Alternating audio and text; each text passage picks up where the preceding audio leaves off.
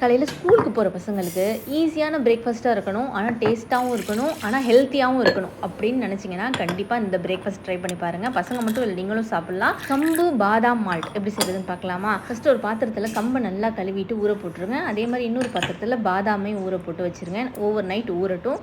காலையில் எழுந்திரிச்சு பாதாமோட தோலை மட்டும் எடுத்துட்டு நைட்டு ஊற வச்ச கம்பையும் தோல் எடுத்த பாதாமையும் அப்படியே ஒரு மிக்சி ஜாரில் சேர்த்து கொஞ்சமாக தண்ணி சேர்த்து நல்லா ஃபைன் பேஸ்ட்டாக அரைச்சி எடுத்துருங்க. இன்னும் கொஞ்சம் தண்ணி வேண்டாலும் சேர்த்து நல்லா பால் புழிஞ்சி எடுத்துக்கலாம். பால் ரொம்ப திக்காக இருக்கணும் அப்படிங்கிற அவசியம் இல்லை, ஓரளவு மீடியமாக இருந்தால் போதும். இதை அப்படியே ஸ்டவ்வில் தூக்கி வச்சுட்டு மீடியம் ஃப்ளேம்லேயே வச்சு கைவிடாமல் கிண்டிக்கிட்டே இருங்க. கொஞ்சம் திக்காக வரும்போது அடுப்பை லோ ஃப்ளேமில் வச்சுட்டு மறுபடியும் கைவிடாமல் நல்லா மிக்ஸ் பண்ணிக்கிட்டே இருங்க. இன்னும் நல்லா திக்காக வந்த பிறகு உங்களுக்கு எவ்வளோ சுகர் வேணுமோ அந்த அளவுக்கு நாட்டு சக்கரை சேர்த்துக்கோங்க. அது கூட ஒரே ஒரு பிஞ்சு உப்பு, ஏலக்காய் தூள், தேங்காய் பால் சேர்த்துட்டு ஸ்டவ் ஆஃப் பண்ணிடலாம். பால் வந்து நீங்கள் எந்த கன்சிஸ்டன்சியில் குடிக்கணும்னு நினைக்கிறீங்களோ அவ்வளோ பால் சேர்த்துக்கோங்க.